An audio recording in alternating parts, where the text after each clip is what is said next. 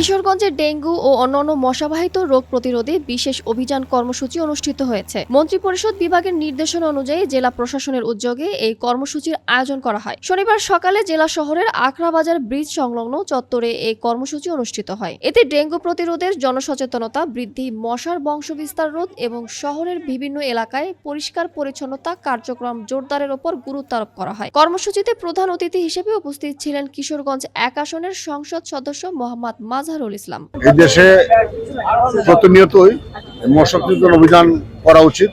আমি প্রত্যাশা কিশোরগঞ্জ পৌরসভা এই প্রশংসনীয় উদ্যোগটি বারবার গ্রহণ করবে এবং কিশোরগঞ্জ পৌরবাসী যাতে মশার উৎপাত থেকে উপদ্রব থেকে রক্ষা পায় সেজন্য তারা তাদের উদ্যোগ অব্যাহত রাখবে। আমি নিজেও এবং ডিসি মহোদয় আছেন এবং পুলিশ সুপার মহোদয় আছেন, আমরা সবাই মিলে পৌরসভাকে আমরা তাগিদ দিব যাতে তাদের এই অভিযানটা অব্যাহত থাকে।